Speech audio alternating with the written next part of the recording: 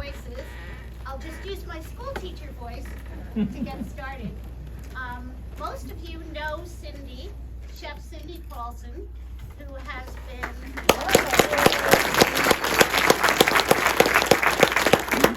an inspiration and a source of good dinners for a long time here in Napa Valley. Cindy, tell me about the first time you met Julia. I understand you were a teenager.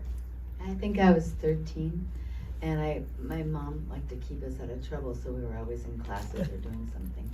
And you actually make more money prepping food than you do babysitting, so I got into that for selfish reasons. And I like to make people happy, and Julia was doing a book tour in Minneapolis, and the woman that I worked for was the lady in the area. So she picked up Julia at the airport and brought her over to the shop, and I was reading the recipes and setting up her trays, and we became friends. She's just really easygoing. And I understand that you traded Christmas cards every year from the time you were a teenager. Yeah, so I had a whole room in my house that had all her Christmas cards to me. And I had a little old French antique stove, and then a while ago, my husband got me a picture of Julia cooking in France, and she's so tall. And there's these French stoves were very short. I mean, it was maybe 3.5 feet high, and it came up to her mid-thigh, and she was bending over it. And I thought, oh, that's the same stove, kind of like what I have. Very different stature, however. Yes, I fit the stove much better. Yes. We all know that Julia had a great affection for Napa Valley. Tell us about your experience with her at the Robert Mondavi Winery. Oh, one of my first jobs up here was I came up even before I worked at Meadowood, and I did Great Chefs of France. And it was at Robert Mondavi Winery. Billy Cross and Michael James worked with Margaret Mondavi, and they bring different chefs over from France. And Margaret said, why can't we have Julia? And so Julia came one time, and I was her dishwasher. Because that was, there was a lot of competition for the jobs. And I took that job mainly because chefs always like their dishwashers because they need things. And the dishwasher is the one that gets it for you, so. And they give you treats, and they show you secrets, and it's actually the best place to be, to get what you want. Which is time with whoever the chef is. Now, I understand that Julia actually visited you at Mustard's. Yeah, she did. Robert and Margaret Mondavi brought her in for lunch on a Saturday. And I think it was like 1983, and it was a busy day. And Julia, threw open the front doors, and from the front doors at Mustard's, looked over to the kitchen and yelled, Cindy, what are you going to make me for lunch? And everybody stopped, and the whole restaurant went dead silent. I don't know, just sit down. That was kind of what I said. And then all the waiters got called back to the tables, and everybody wanted to change their order to have whatever Julia was going to have. So all the tables really around Julia's table got what Julia had, and then the further out you got where you couldn't see what Julia was getting, got whatever I had left over to serve. So tell us, what did Julia have? She had grilled salmon with sour cream cucumbers and dill, and steamed red potatoes. They had the onion rings to start, because Margaret would always order those. And then they had the chocolate Jack Daniels cake. And she cleaned her plate. Of course. And told me it was good, so that was cool. Now, I know that you also visited her in Cambridge, in her home in Cambridge. Yeah. And what did she cook for you? I don't remember. This is crazy. We were doing her 80th birthday party, and the television station had rented this huge hotel. And there was 14 chefs, and we were paired up. There were 7 courses. And the night before, she had a party at her house for us. And she was very generous with the bourbon, and I don't think any of us remember what the evening was. Because I'm not a bourbon drinker. I like to cook with it, but kind of a wine girl. I'm kind of a lightweight. We'll work on that. Yeah, I know. love bourbon. So I needed some help with my bourbon consumption and memory combination. But the next night we did this dinner, and the room was huge. It was a massive ballroom. There was 800 people, and the hotel was doing the food for everybody but Julia's table. And each chef had a separate little kitchen, and we cooked for Julia's table. And I just did grilled lamb chops with artichokes and kind of I don't remember, I think it was mashed potatoes with garlic. Simple, super simple menu, and mint, kind of a mint sauce. And you took her plate out, and then the waiters took the rest of the table's plate out. And you presented it to her and said, "Bon appetit." And she goes, "Oh, thank God it's lamb chops." Oh, thank you. Just think about it. So that was really fun. And, she was just very supportive and encouraging always. Did you find that she was especially encouraging of female chefs? Well, I felt at the time that she was encouraging of everybody. But, she was a flirt. That part of the movie was very true. She liked her guys. Now, of course, it was quite a few years between when Julia started and when you actually entered the culinary scene. You're 40 years younger than she. But had things changed for women? I don't think a lot. I know a lot of people say, "Oh, it's so much better for women," but I wasn't surprised by the Me Too movement. I wasn't surprised that, they get it every day, Purveyors walk in and go, "I want to speak to the chef," and the guys would point me out, and they go, "No, the real chef." I'd be like, "Okay, I own the restaurant, I am the chef, it's been 34 years, and they want to speak to the real chef." Yep, fine, okay. It's just, I don't know, something genetic in them. It's in the hardwiring. I don't know. I had chefs when I was starting out. First they want you in the pantry, then they want you in the bake shop, then they want you in the walk-in with the door shut. Yeah. Yeah. Now, like Julia, you're, in addition to being a chef, you're also a cookbook author, and in fact, a James Beard Award winner. Yeah, I don't really think about that too much. What do you find is the major difference between cooking and writing a recipe for a cookbook? Oh, you have to be, because I'm really focused with the restaurant about being consistent. So we write recipes, but we write them for 40 portions. And most cookbooks are written for 6 portions. And it's really hard for someone that cooks in the 40 portion genre to even think that could possibly be an amount.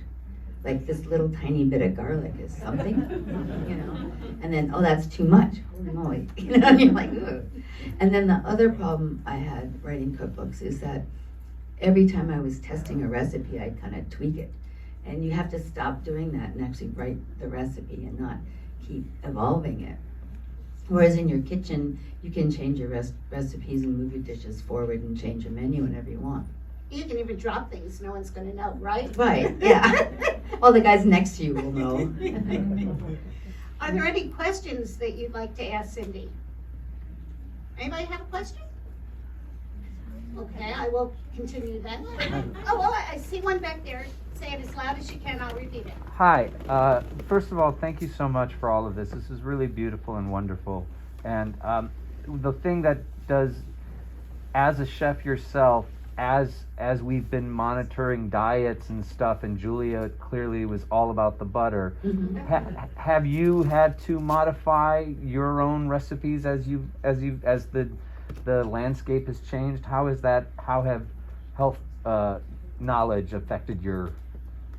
Well, there's 2 things. One, did everyone hear the question? How did the health change? Okay. Well, there's 2 things about that. One, Julia was famous for her quote, "If you're afraid of butter, use cream." That was one of her mottos. And I always love that one. But I have seen myself working with the people in the kitchen and how I eat and how I enjoy food and the quality of our food and the variety of our food. And we're like in chef heaven here in the valley, but you can literally go into Mustard's garden and grab the food and make dinner. You're cooking stuff that's brought to you and so fast and so fresh. I'll get fish in that still has rigor mortis. I gotta wait before I can cut it. So, that has more flavor. And we've traveled more, we've eaten more, we've gone out more, we've read more cookbooks, we've watched more food TV. So I think, and then there's that little health kind of thing saying, eat more vegetables. And I don't know, I think we all evolve. I've made some of Julia's recipes recently, and some of them are heavy. Some of them I automatically kind of lighten. Not that I don't take the butter up, and maybe I don't use quite as much, or maybe I cut half olive oil, half butter, but it's not like I'm trying to be healthy. It's just how my palate's evolved. Does that make sense? Thank you. I see a question over there. Shout out. Hi, Cindy. Will mustards ever have liver and onions again? It does on rare occasions. The problem with offal organ meats is that they either freeze it immediately at harvest, or they, I don't know, they give it to the animal feed. I mean, it's impossible to find good stuff. So it's not that I don't want to do it, and whenever I can get fresh liver, I do it. But I couldn't get it to keep it on the menu. I was always out of it. And I know it frustrates me because I love organ meat. I see a question way in the back, and then there was one right over here. Hi, Cindy. Hi. Angie. Hi. So I have a question. I was fascinated in the movie that the one chef said, if you're going to know me, taste my food, taste what I make. Mm-hmm. So I know that you cook lots of styles of food. But if you closed your eyes today and said, you want to know Cindy Pawlcyn, eat this dish, what would it be? That's a hard one. Whatever I make that day. Blood sausage. Yeah, blood sausage is one of my favorite foods, but I don't make it from scratch very often. But I'm pretty seasonal. I like making soups. I like cooking fish. I like cooking. I mean, tonight we're gonna go home and have ramen because I tried to think of something that would be easy. I mean, Angie, you come over to the house. You know what I cook. It's probably not the same thing every time. There was a question right here. Go ahead. Hi, you were on, was it the Iron Chef? No, Top Chef. Top Chef, yeah. I was Bottom Chef. Top Chef Masters. I'm terrible at that Top stuff. Chef Master. What was that like to be on a show like that? It's a nightmare. I- It's horrible. There's like cables everywhere. There's cameras everywhere. It's the most unrealistic situation for a cook. And then they put you under these unrealistic time frames. Here, make tripe in an hour and a half. And you're like, tripe takes 4 hours to simmer. You know, I've never used a pressure cooker. Really? Well, no, because in a restaurant, you plan your menus ahead and you don't need to do it in 10 minutes. This last minute here. If it were Yeah, a anyway, pressure cooker, I finally already- learned how to use one on that show, but it was, I don't know, it's all about the showmanship. And I'm all about what am I going to make and how am I going to do it. And I don't want all that stuff around me. And then they go like, make something yellow. You're like, immediately when they tell you, make something yellow, you cannot think of one yellow thing. I mean, corn, anybody would think, oh, corn, I could make corn. No, I had never heard of the word corn from that moment on. This is going to be our last question because we have a few concluding comments and then we need to let the staff go ahead and clean up for the next show. But I see you back there. Yell out. Yeah, so air fryers are kind of popular. Should I get an air fryer? I don't know. I mean, Do you want one? really, to me, that's the whole point of restaurants. You go to a restaurant for fried food, so you don't have to mess with it at home. I mean, we sell Good answer.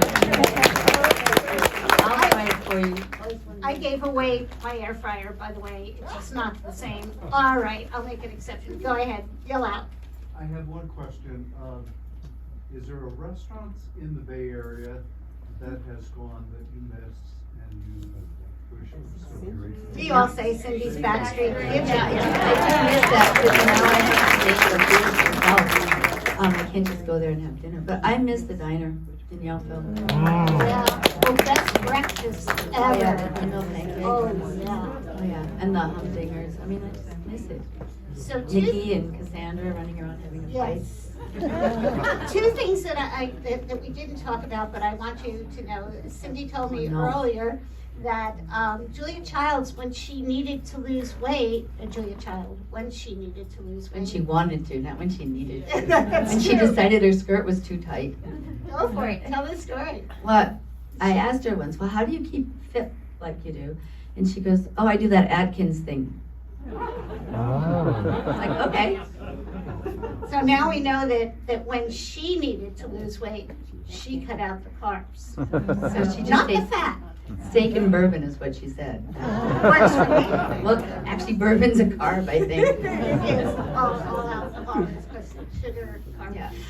And the last thing is, I learned today that actually I learned a couple days ago. Cindy's father had the greatest job in the world, and I so was envious. You were the kid that I wanted to know because what your dad did when you were a little kid. You want to tell us about it? My whole life. He made potato chips for a living. Can you imagine? So the whole thing from kindergarten to senior year, our class had one stupid trip. To me, it was a stupid trip because my dad's theory of raising kids, if you weren't in school, you came to the plant and worked with him. So I was always there.